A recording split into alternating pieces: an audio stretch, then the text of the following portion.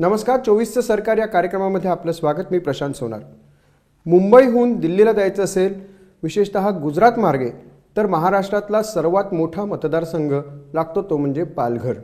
या पालघर जिल्ह्यात अनेक विकासाच्या वाटा जाणार आहेत, विशेषतः वेगवेगळे कॉरिडॉर्स जाणार आहेत. पण मुळात पालघर जिल्ह्याचा विकास झाला आहे का? कुठल्या गोष्टींची गरज इथे आहे? आणि ह्यासाठी विशेषतः लक्ष असतं ते लोकसभा निवडणुकांकडे. कारण इकडे निवडून येणारा खासदार हा लोकसभेमध्ये प्रतिनिधित्व करणार आहे आणि वेगवेगळ्या विकासाबरोबर इकडे सर्वसाधारणपणे सर्वांचा विकास हो, म्हणजे वेगवेगळ्या क्षेत्राचा विकास हो, त्याचबरोबर वेगवेगळ्या सामाजिक स्तरांचा देखील विकास होण्यासाठी तो प्रयत्नशील असतो. याच पालघर मतदारसंघातील उमेदवार, बहुजन विकास आघाडीचे उमेदवार राजेश पाटील साहेब आपल्यासोबत आहेत आणि आज त्यांच्याशीच आपण चर्चा करणार आहोत मतदारसंघाच्या अनुषंगाने. नमस्कार सर, कार्यक्रमामध्ये आपलं स्वागत. नमस्कार. पालघरमध्ये 3 उमेदवारांची विशेषतः मुख्यत्वे लढत आहे, त्यामुळे तुम्हाला हे आव्हान कशा पद्धतीने वाटतं? आम्ही आव्हानं रोज घेतोय. आम्ही 24/7 आम्ही काम करतो. इथे आमचे 3 आमदार या ठिकाणी कार्यरत आहेत. महानगरपालिकेमध्ये 115 पैकी 108 नगरसेवक आमचे कार्यरत आहेत. जिल्हा परिषदेमध्ये आमचे सभापती आहेत. ठाणे जिल्हा मध्यवर्ती बँकेचे चेअरमन आमचे आहेत. आमचे अनेक डायरेक्टर पालघर जिल्ह्यामध्ये आहेत. तालुका पंचायत समिती आमच्याकडे आहे. अनेक सरपंच या संपूर्ण पालघर जिल्ह्यामध्ये नंबर 1चा पक्ष आम्ही आहोत. त्याच्यानंतर ज्या आमच्या जंगल कामगार सहकारी सोसायटी आहेत त्याचं मी चेअरमन आहे जिल्ह्याचा. आणि या तळागाळामध्ये आदिवासी समाजाच्या आमच्या ज्या सोसायटी आहेत त्याचे सभासद आमच्यासोबत आहेत, त्यांच्यासाठी आम्ही काम करतो आहे. सहकार बोर्डावर डायरेक्टर आहे, त्याच्या माध्यमातून आम्ही काम करतो आहे. आणि जेव्हा कोरोना आला, कोविड काळ आला पहिला दिवस, तेव्हा एक भारत देश पूर्ण जग थांबलं. अशा वेळेला लोक खूप सैरभैर झाले आणि लोकांना काय करावं सुचत नव्हतं. अर्थकारण बंद झालं, बँका बंद झाल्या, दुकानं बंद झाली, हॉटेल्स बंद झाली, प्रवासी वाहतूक सगळं म्हणजे सगळं जागेवर बंद झालं. त्यावेळेला सुद्धा आम्ही लोकांमध्ये लोकनेते आमदार हितेंद्र ठाकूर यांच्या माध्यमातून अनेक स्वयंसेवी संस्थांनी एकत्र घेतलं. जीवदानी मंदिर ट्रस्ट असेल, साईबाबा मंदिर ट्रस्ट असेल, अशा अनेक संस्था आहेत का त्यांनी तात्काळ लोकांना जेवण पुरवण्याची व्यवस्था केली आणि करोडो लोकांना आम्ही त्या काळामध्ये जेवण पुरवलं. त्यावेळेला दुसरं कोणी त्याच्यामध्ये लोकांना विचारायला पण केलं नाही. सेकंड वेव्ह जेव्हा आली तेव्हा रेमडेसिवीरचा खूप तुटवडा तयार झाला. महागामध्ये लोकांना मिळत होते, ऑक्सिजन बेड मिळत नव्हते. त्याच्यामुळे तो काळसुद्धा खूप भयानक होता. तेव्हासुद्धा आम्ही लोकांनी तात्काळ इंडस्ट्रीला जाणार ऑक्सिजन बंद करून तो मेडिकलसाठी ऑक्सिजन संपूर्ण डायव्हर्ट करायला लावला. कंपल्सेशन केलं. जे रेमडेसिवीर मिळत नव्हतं, चढ्या भावाने मिळत होते, तेव्हा आम्ही एक गुगल शीट बनवली कलेक्टरना समोर. त्याच्यात प्रेशर टाकलं, ते करत नव्हते. म्हटलं करावं लागेल. आणि संपूर्ण पालघर जिल्ह्याचं एक डिझाईन बनवलं का कुठल्या हॉस्पिटलमध्ये किती बेड आहेत, किती रेमडेसिवीर लागणार आहेत, किती पॉझिटिव्ह लोक आहेत, त्यांना इंजेक्शन किती लागतील. आणि रोजच्या रोज डाटा घेऊन आम्ही तिथे बसलेलो. आणि एक तुम्हाला त्यावेळेला माझा आमदार क्षितिज ठाकूर आणि हितेंद्र ठाकूर यांचे तिघांचे नंबर कोणीतरी व्हायरल केले का ह्या बाबतीमध्ये तुम्हाला काय मदत लागेल तर या 3 नंबरला कॉन्टॅक्ट करा. आणि तुम्हाला सांगतो आम्ही दररोज रात्री अपरात्री सकाळी उठल्यापासून आम्हाला हजारो कॉल यायचे. कोणी आमची चेष्टा केली का माहीत नाही, परंतु आम्ही ते पॉझिटिव्ह घेतलं आणि सगळ्या लोकांना अटेंड केलं. त्याच्यामुळे लोकांना आम्ही प्रॉपर गाईड करू शकलो. लोकांना खूप त्याची मदत झाली. म्हणजे असं हे जे काम आहे, आमचे नगरसेवक आहेत, जिल्हा परिषद सदस्य आहेत, पंचायत समिती सदस्य आहेत, ही सगळी मंडळी आम्ही रोज काम करतो. त्याच्यामुळे आव्हानही आम्ही रोज घेऊन चालतो आहे. हे निवडणूक का झाली आणि याचं लोकांना माहिती आहे की आमच्यामध्ये येऊन कोण काम करतं आहे. आमदार असताना मी पण या पालघर जिल्ह्यामध्ये खूप काम केलं आहे. जिल्हा बँकेचा डायरेक्टर मी आहे, त्याच्या माध्यमातून खूप काम केलं. त्याच्यामुळे सातत्यानं आम्ही काम करत असल्यामुळे आव्हान स्वीकारूनच आम्ही काम करतो आहे. पुढची तयारी आमची रोज असते. त्याच्यामुळे विजय आमचा होणार याच्याबद्दल आम्हाला निश्चित खात्री आहे. उमेदवारीसाठी तुमचं नाव उशिरा जाहीर झालं, मग त्याचा परिणाम आता प्रचारावर होतो का? प्रचार कसा सुरू आहे? उशिरा जाहीर जरी झाली असली असं आपल्याला वाटत असेल तरी पण आम्ही निवडणूक डोळ्यासमोर ठेवून कधीच काम करत नाही. मी तुम्हाला बोललो की मी 4.5 वर्ष बोईसर विधानसभेचा आमदार होतो. मी रोज लोकांमध्ये आहे, रात्रंदिवस आहे. आणि त्याच्यामुळे फक्त मी बोईसर विधानसभेपुरता मर्यादित न राहता हा पालघर जिल्ह्याचे 6 मतदारसंघ आहेत. या 6ही मतदारसंघातील लोकांसाठी मी काम करत राहिलो. दर सोमवारी मी पालघरला असतो. तिथे कलेक्टर ऑफिस, त्याच्यानंतर SP ऑफिस आहे किंवा जिल्हा परिषद आहे, ही जिल्ह्याची मेन ऑफिस तिकडे आहे. त्याच्यामुळे पालघर जिल्ह्यातनं तमाम जनता जी कामासाठी यायची त्यांची मी कामं करत राहिलो तिथे. त्याच्यामुळे त्याचा इम्पॅक्ट ऑलरेडी लोकांमध्ये होता. आणि आज 27 वर्षी मी राजकारणात आहे. मी वयाच्या 21व्या वर्षी जिल्हा परिषदला निवडून आलो 97 साली. 2002 साली वसई तालुक्याचा सभापती झालो. जनरल जागेवर, आदिवासी जागा नव्हती रिझर्वेशन तेव्हा मी काम करत राहिलो. ठाणे जिल्हा मध्यवर्ती बँकेवर मी डायरेक्टर 2009 साली झालो, आज पण आहे. म्हणजे हे सातत्याने ह्या पालघर जिल्ह्यामधील काम करतो. 2019ला आमदार झालो, त्याच्या माध्यमातून काही कामं करत राहिलो. म्हणजे हे पालघर जिल्ह्याचा असा कुठलाही विषय कानाकोपरा नाही का जिथे मला लोक ओळखत नाही. आणि आज मी फिरत असताना लोक कुठेही भेटतात मला, साहेब तुम्ही माझं हे काम केलं होतं, ह्या गोष्टीसाठी मला तुम्ही उपयोगाला पडलं होतं, मी ते मेडिकल असेल. म्हणजे रात्री एक आता नांदी मला माणूस भेटला म्हणजे फोन केला येणाऱ्या कळल्यानंतर, त्याचं बायपास झालेली कधी झाले मलाही आठवण, अनेक वर्ष झाली त्या गोष्टीला. तर त्याने मला सांगितलं का जे मी आज जिवंत आहे तुमच्यामुळे आहे, माझ्या बायपाससाठी तुम्ही खूप मदत केली, माझी मदत माझ्या सगळ्या संबंधाची मदत तुम्हाला करणार. हे जे काम केले ना त्याच्यामुळे उमेदवारी हा शेवटी जे प्रोसिजरचा भाग आहे. आणि लोकशाही मार्गातून शेवटी सगळे आपल्या आघाडीतल्या आमच्या पक्षातल्या लोकांशी बोलून, उमेदवार इच्छुकांशी बोलून त्याने एक मताने मला ठरवलं, तेव्हा ती डिक्लेअर झाली. पण काम करत असल्यामुळे उशीर झाला असं मला काय वाटत नाही. म्हणजे बऱ्याच ठिकाणी पाण्याचं दुर्भिक्ष आहे असं, मग ती समस्या कधी सोडवणार? हे तुम्ही साधारण विक्रमगड मतदारसंघामध्ये बघितलं असेल. हो, आता मी बोईसर विधानसभेचा आमदार आहे. लोकनेते आमदार हितेन ठाकूर वसई आणि युवा आमदार क्षितिज ठाकूर नालासोपारा.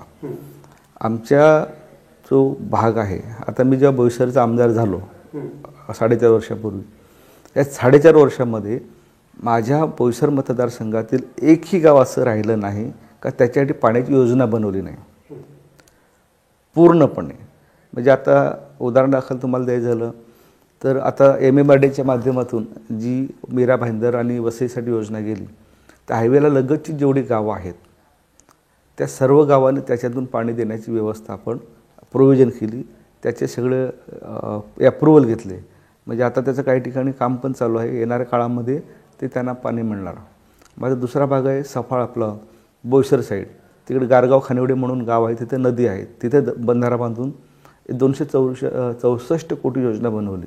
त्याच्यामध्ये मान, महागाव, कुकडे, सरावली, बोईसर, पास्थळ हा संपूर्ण भाग आहे अप टू मोरब्यापर्यंत. तर त्यांच्यासाठी ती योजना बनवली. सफाळे आणि मायखोप असे 2 डॅम आहेत, करवाळे डॅम, त्याच्यावर एक 17-18 गावांच्या 2 योजना जुन्या होत्या, परंतु त्या खूप लिकेज असल्यामुळे एक शेवटची गाव दातिवरे, कोरे, एडवण, त्याच्यानंतर टेंबी, खोडा वगैरे इकडे पाणी खूप म्हणजे मुश्किलमध्ये जाते, लोकांना पाणी मिळत नाही. 2-2, 5-5 दिवस लाईन तुटली तर प्रॉब्लेम होतात. तिथे आम्ही योजना बनवली. माझ्या आपल्या वसई तालुक्यामध्ये ग्रामीण भाग आहे, त्याच्यामध्ये सायवन आहे, तिल्लेर आहे, मेढा, वडघर, कळमोन ह्या गावासाठी 22 कोटी योजना बनवली. म्हणजे शुद्ध पाणी, फिल्टर पाणी हे सगळं आम्ही बनवलं. वसई विरारला 180 MLD पाणी आत्ता गेलं, त्याच्या अगोदर 100 MLD पाणी होतं जे सूर्याच्या पहिल्या टप्प्यातून नेलं. उसगाव धरणातून 36 MLD पाणी आम्हाला ऑलरेडी चालू आहे. पिल्लार धरण आहे, त्याच्यामधून 17 MLD पाणी आहे. आणि आत्ता हे 180 MLD पैकी 80 MLD आम्हाला मिळालं. येणाऱ्या काही महिन्यामध्ये ते उर्वरित 100 MLD ते मिळणार आहे. म्हणजे वसईमध्ये तेही विषय संपणार आहे. आणि ॲडव्हान्स प्रोव्हिजन वसई विरारसाठी 1000 MLDची केलेली आहे. सगळ्याकडे पाणी आरक्षित केलेलं, म्हणजे येणाऱ्या 50 वर्षामध्ये वसई विरारला पाणीचा विषय संपेल. आम्हाला हे सांगायचं आहे की ही जी प्रोव्हिजन आहे ह्या भागामध्ये झालेली नाही. विक्रमगड असेल, जव्हार, मोखाडा, वाडा, तलासरी, ढावणे मी आज फिरतोय. आता तुम्ही उमेदवारीला उभे आहात, त्यामुळे मी सरसकट हा तुम्हाला प्रश्न विचारला, कारण ह्यासाठी मग तुमच्या योजना काय आहेत? एक्झॅक्टली हा जो फोकस आहे ना, ह्या इथे कधी झाला नाही, तो निश्चित करावा लागेल. आज फिरताना मलाही लोक भेटली, पुरुष मंडळी पाण्यासाठी रडली. हे भयानक आहे. 1-1.5 किलोमीटरच्या अंतरावरून जर महिलांना पाणी आणावं लागत असेल तर आजच्या या प्रगत याच्यामध्ये ना आपण एक घोषणा केली हर घर जल, ते नाही. अजून योजना बनल्या, पाणी कुठे त्यांना? जे सोर्स आपण सांगतो ते सोर्स नाही. ह्या अर्धवट योजना पडल्यात सगळ्या. याच्या अगोदर सुद्धा जलजीवन मिशन वगैरे येऊन गेलं अगोदर काही वर्ष. अपयश आहे, प्रशासनाचं अपयश आहे आणि त्याच्यामध्ये काही त्यांना पाठीची घालणार लोकांचं. तर एवढं मोठी यंत्रणा आम्हीही काम करतो, तिकडे ह्या गोष्टी झालेल्या नाही, मी इकडेच का होतात? तर हे निश्चित अपयश आहे. तर माझा पहिला फोकस तो असणार आहे की हा जो ग्रामीण भागातलं जे आमच्या मायमाऊली आदिवासी समाज आहे, जो इतर समाज इथे राहतो, त्या गावामधले खेड्यामध्ये पाणी रेग्युलर मिळेल या संदर्भामध्ये योजना प्रॉपर बनवणं हे माझं पहिलं लक्ष असणार ते. आणि जे हंडे आहेत ना, ते हंडे डोक्यावर न ठेवता अगदी दारात पाणी जाईल अशा पद्धतीने मी काम करेन. बहुजन विकास आघाडीकडनं वाढवण बंदरासंदर्भात काय भूमिका आहे? आम्ही कायमस्वरूपी वाढवण बंदराच्या विरोधातच आहोत, कारण हा विनाशकारी प्रकल्प आहे. इथे आमचा राहणारा मच्छीमार समाज आहे, डाय मेकिंग करणारा जो समाज आहे. इथे डाय मेकिंगचं जे बनतात डायमेक या संपूर्ण जगामध्ये इथून पुरवल्या जातात. इथे वाढवण बंदर आल्यानंतर सगळे इन्फ्रास्ट्रक्चर तयार होणार, त्यांची घरं जाणार, त्यांच्या घराखाली जमिनी जाणार, आणि त्याच्यामुळे त्यांचं न भरून निघणारं नुकसान होणार. कारण एवढ्या वर्षांनी जमवलेला व्यवसाय आहे, त्याच्यावर स्वयंभू आणि स्वाभिमानाने कष्टाने त्यांनी चांगली चांगली घरं बांधली, त्यांचं चांगल्या प्रकारे अर्थकारण चालू आहे, ते मोडीत निघणार आहे. जिथे प्रॉपर वाढवण बंधन होणार आहे तिथला. बाकी जे इतर जे भाग आहे, सातपटे, मुरबा आहे, झाईबोर्डीपासून ते मुंबईपर्यंतचा हा जो भाग आहे, हा ज्या ठिकाणी हे वाढवण बंधन होणार आहे त्या ठिकाणीच मच्छीमारी जातात. हे तिथले मासेचं बीज म्हणजे सांगतो जे प्रजनन केंद्र हे मोठ्या प्रमाणामध्ये त्या ठिकाणी आहे, तर ते तिथे नष्ट होईल.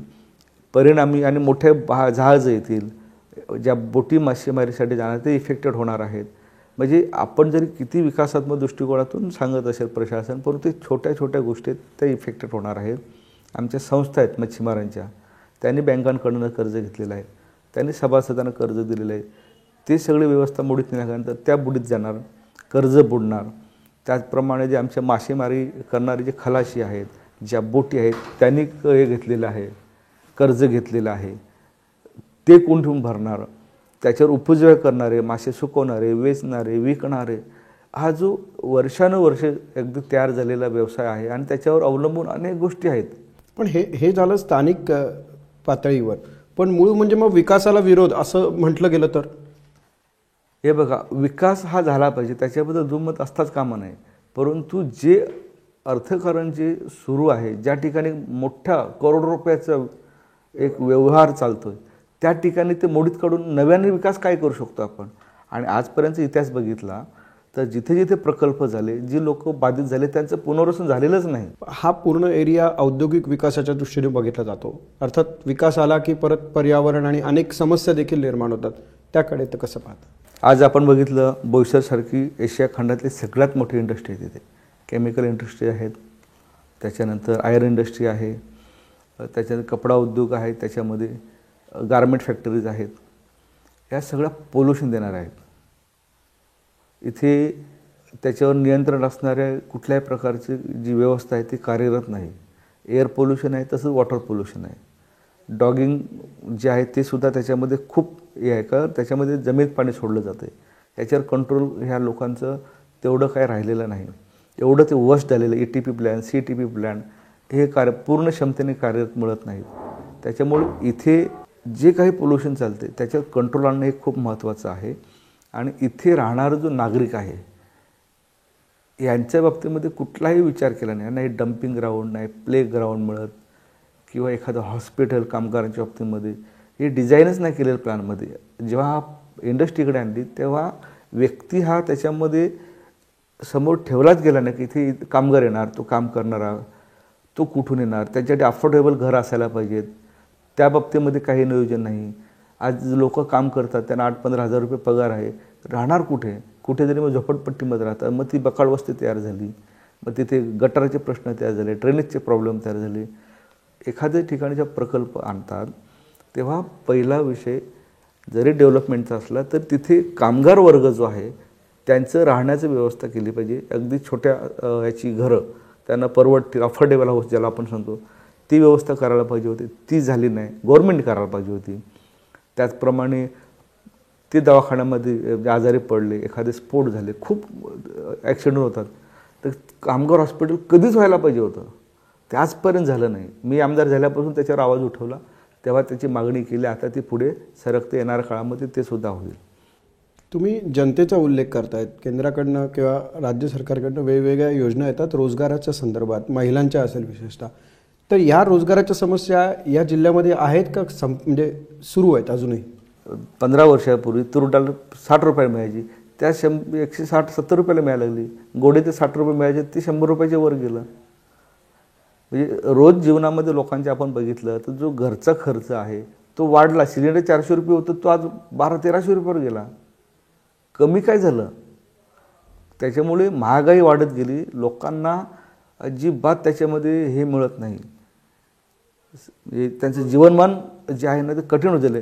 रोजगाराच्या बाबतीमध्ये आपण सांगितलं, आज रोजगारामध्ये आपण बघितलं 10-15 हजार रुपये पगार, काही 8,000 पगार, महिन्याचा खर्चही भागत नाही. म्हणून सप्लिमेंटरी व्यवसाय, त्यांना स्वयंरोजगार, त्यांना ट्रेनिंग देणं, महिलांना, मुलांना, त्यांच्याकडनं त्या वस्तू बनवून घेणं आणि ट्रेडिंग करणं. इंटरनॅशनल मार्केट खूप आहे आपल्याकडे, पण त्या पद्धतीने ते व्यवस्था तयार जर झाली तर आपल्याकडे काम करणारी मंडळी खूप काम करते, चांगले पैसे मिळतील, त्यांच्यासाठी आपल्याला करता येईल व्यवस्थित. मुंबईपासून हा जवळचा जिल्हा आहे, त्यामुळे विकेंडसाठी किंवा विशेषतः पावसाळ्यामध्ये सागरी किनारा आपल्याला लाभलेला आहे. तर सागरी पर्यटनाच्या बाबतीत तुमचं काय धोरण आहे बहुजन विकास आघाडीचं? पालघर जिल्हा सागरी, नागरी, डोंगरी, आदिवासी क्षेत्र आहे. हा सगळा एक विविधतेने असा भाग आहे, नटलेला भाग आहे. सागर किनारा आपण बघितला, तिथं पर्यटन चांगलं होऊ शकते. आपल्याकडे गड किल्ले आहेत, गड पर्यटन चांगलं होऊ शकते. तीर्थक्षेत्र चांगले आहेत, मंदिरं, महालक्ष्मी मंदिर आहे, जीवधानी मंदिर आहे, आशागड आहे, आमची ती केळव्याची शीतळादेवी आहे, खूप चांगलं आहे. आशेरीगड आहे आमचा, जव्हारसारखं थंड हवेचे ठिकाण आहे, सूर्यमाळ आहे. तर या ठिकाणी सुनियोजित पर्यटन याचा आराखडा जर बनवला तर निश्चितपणे इथे पर्यटक वाढतील. पण मग हे अडवलं कोणी? आराखडाच नाही सर. जो सुनियोजित आराखडा आपण सांगतो, आज समजा कोस्टल एरिया आपल्याकडे 72 किलोमीटरचा सागरी किनारा आहे, तिकडे रिसॉर्ट वगैरे आपापल्या पद्धतीने लोकांनी बांधलेले, लिगल नाही बांधू शकत, कारण CRJचा प्रॉब्लेम आहे. आज केंद्राने काहीतरी त्याच्यामध्ये अडचणी आणून ठेवलेल्या आहेत. पण मला एक समजत नाही की महाराष्ट्र हा भारताचाच भाग आहे. मग गुजरातमध्ये आपण जेव्हा जो सेल्वास वगैरे त्या भागामध्ये दमणला, तर तिकडे कोस्टल एरियामध्ये अतिशय चांगल्या प्रकारे ते डेव्हलपमेंट झालेले आहे. आपण खाली गेलो केरळमध्ये पप्पूकुटी बीच वगैरे, ते सुद्धा समुद्र लागून अगदी चांगल्या पद्धतीने डेव्हलपमेंट त्यांनी त्या ठिकाणी पर्यटनाच्या बाबतीमध्ये केलेलं आहे. इथे अडचण घ्या, कारण याच्यावर कोणी कामच नाही केलं. तर निश्चितच तो सागरी पर्यटन आहे, तिथे जर डेव्हलपमेंट आपण चांगली करू शकलो, त्याचं प्लॅन बनवणं आवश्यक आहे. हे माझं पहिलं धोरण असणार आहे. त्याचप्रमाणे जो काही गड किल्ले आहेत त्यांचं संवर्धन आणि त्यांची दुरुस्ती करून तिथे पर्यटन वाढवणं. एक मी जेव्हा आमदार झालो तेव्हा माझ्या लक्षात आलं, काही किल्ले हे फॉरेस्टच्या ताब्यामध्ये आहेत, त्यांचं प्लॅनच नाही हे दुरुस्त करण्यासाठी, ॲक्शन प्लॅन ज्याला आपण सांगतो. मी 2-3 मीटिंगमध्ये विचारलं का करत नाही, तर मला असं सांगण्यात आलं की हे नागपूरवरनं आमचं प्लॅन सँक्शन व्हायला पाहिजे, तो प्लॅनमध्ये त्याने घेतलाच नाही. आता त्याच्या मागे सुद्धा मी लागून त्यांना तर प्रत्येक वेळेला अडवून त्यांच्या इथं काही प्लॅनमध्ये सूचना मागवल्यात. येणाऱ्या काळामध्ये ते डेव्हलपमेंट आपण करू शकतो. पर्यटन, आता आमचं आशापुरी शिवमंदिर आहे जे एडवनला आहे, तिथे आम्ही स्काय वॉक 5 कोटीचा मंजूर केला. मग शिवमंदिर ते आशापुरी ह्या ठिकाणी गेलं तर तिथे कनेक्टिव्हिटी वाढणार. जे रस्ते आहेत ते चांगल्या पद्धतीने आम्ही करण्याचा प्रयत्न केलेला आहे. म्हणजे पर्यटन आल्यानंतर तो चांगल्या पद्धतीने एका भागातून निघाला दुसऱ्या भागातून बाहेर येईल. कंजेस्टेड आहे तर अशी हे सुधारवले तर तिथे पर्यटन वाढायला लागतील. आणि जो काही सूर्यमाळ आहे, जव्हार आहे, या ठिकाणी थंड हवेच्या ठिकाणी मिनी महाबळेश्वर बोलतात, तिथे असं सुनियोजित केलं, सुविधा केल्या, धबधबे आहेत, तर चांगल्या प्रकारे पर्यटन आपल्याला होऊ शकतं. ते मी करणार आहे. त्याच्यासाठी खूप माझा आग्रह असणार आहे आणि प्रयत्न असणार आहे. खाद्य संस्कृती खूप चांगली आपली पालघर जिल्ह्यातली, वाडवला समाजाची आहे, आगरी समाजाची आहे, भंडारी समाजाची वेगळी, आदिवासी समाजाची वेगळी, कोळी समाजाची वेगळी. लोकांना आवडते, पण ते प्रेफर कसं करायचं ते आपण बघू. राजेशजी, तुमचे विचार चांगले आहेत, बहुजन विकास आघाडीचं प्लॅनिंग चांगलं आहे की पुढे काय करायचं, पण मुळात मतांची गोळाबेरीज करून जिंकणं महत्त्वाचं आहे. कारण एकीकडे केंद्रीय नेतृत्व इकडे येत आहे, त्याचबरोबर एकीकडे सहानुभूतीची लाट येईल की काय असं वाटतंय. अशा याच्यात तुम्ही स्वतः या दृष्टीने कसं बघता प्रचाराच्या? आम्ही 3 आमदार आहेत, हितेंद्र ठाकूर, आप्पा, क्षितिजदादा, मी. विरारला रोज बसलेले असतात. आमचे नगरसेवक रोज लोकांमध्ये काम करतात. केंद्रीय नेतृत्व किंवा बाहेरून मोठे नेते जे येतात ते 1 दिवसासाठी येतात. रोज काम करायला आम्हीच असतो, हे लोकांना चांगलं माहिती आहे. त्याच्यामुळे कोणी इथे आला ते शेवटी त्यांचं प्रचाराचा भाग आहे ते करणार. परंतु अशा मोठ्या सभा घेऊन काही त्याच्यामध्ये फार का आउटपुट निघत नाही. त्याच्यामुळे आम्हाला आमच्यावर खूप विश्वास आहे, आमच्या नेत्यांवर खूप विश्वास आहे, लोकांना माहिती आहे. आज येतील उद्या जातील, परवाला आम्हाला इथेच यायचं आहे. शेवटी कामं आम्ही करतो म्हणून लोक आमच्यासोबत आहेत. त्याच्यामुळे कोणी येऊन गेलं त्याची आम्ही फार काही चिंता करत नाही. आणि नावातच बहुजन विकास आघाडी आहे, त्यामुळे तुम्हाला निश्चित या पद्धतीने यश मिळावं या शुभेच्छेवरतीच आज आपण इथेच थांबूयात. नमस्कार, धन्यवाद.